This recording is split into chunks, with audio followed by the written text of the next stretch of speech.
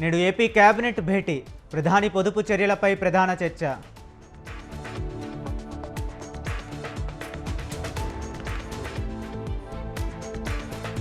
బండి భగీరథ్కు మరోసారి నోటీసులు, ఆచూకీ కోసం 4 పోలీసు బృందాలు గాలింపు.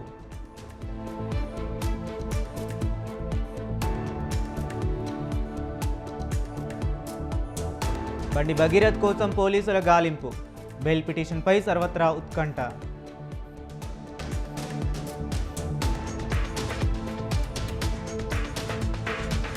చీరాలలో ఫుడ్ సేఫ్టీ అధికారుల దాడులు, పండ్ల దుకాణాల్లో ఆకస్మిక తనిఖీలు.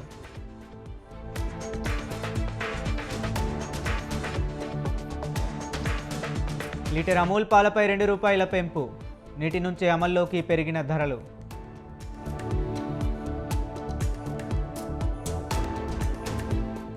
ధర్మవరంలో మంత్రి లోకేష్ పర్యటన, బత్తలపల్లిలోని ఆర్డిటి ఆసుపత్రి సందర్శన.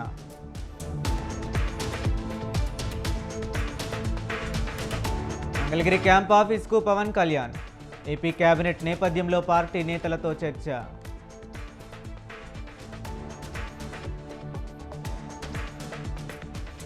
నేడు నల్గొండ జిల్లాకు మంత్రులు అడ్లూరి, ఉత్తమ్ కొనుగోలు కేంద్రాలను సందర్శించనున్న మినిస్టర్స్.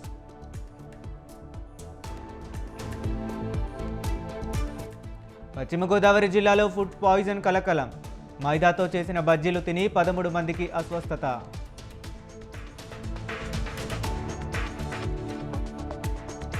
నేడు నిర్మల్లో బీజేపీ మహాధర్నా, కొనుగోళ్లలో జాప్యంపై కమలం కన్నెర్ర.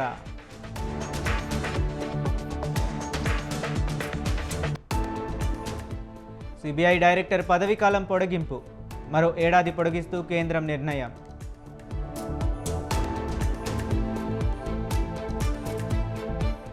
తిరుపతి జిల్లాలో ఏనుగుల గుంపు హల్చల్, బిక్కుబిక్కుమంటున్న స్థానికులు, చర్యలకు డిమాండ్.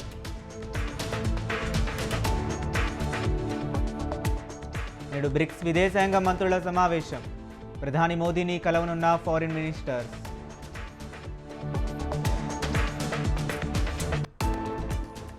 సెప్టెంబర్ 30 వరకు పంచదార ఎగుమతులు నిలిపివేత, ధరలు పెరగకుండా కేంద్రం చర్యలు.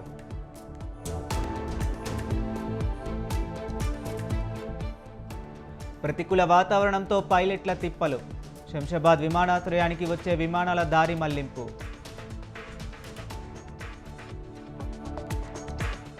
తిరుమలలో కొనసాగుతున్న భక్తుల రద్దీ, స్వామివారి సర్వదర్శనానికి 15 గంటల సమయం.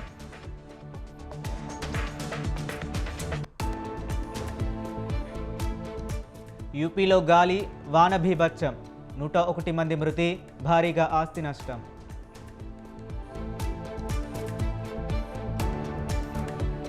నేడు కేరళం సీఎంను ప్రకటించనున్న కాంగ్రెస్, సీఎం అభ్యర్థిపై ఖర్గే, రాహుల్ చర్చ.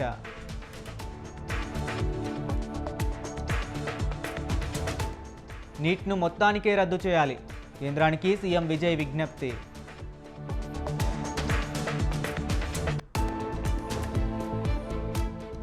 తెలంగాణలో మండుతున్న ఎండలు, 42 డిగ్రీలకు మించి నమోదవుతున్న ఉష్ణోగ్రతలు.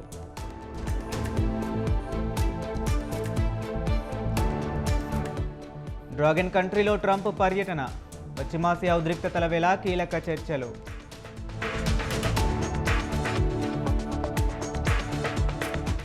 నైరుతి బంగాళాఖాతంలో అల్పపీడనం, కోస్తాంధ్ర, రాయలసీమల్లో వర్షాలకు ఛాన్స్.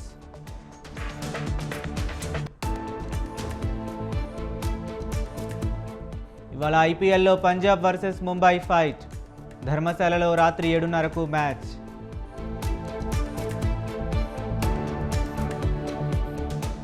కోల్కతాపై 6 వికెట్ల తేడాతో ఆర్సీబీ విక్టరీ, సెంచరీతో సత్తా చాటిన విరాట్ కోహ్లీ.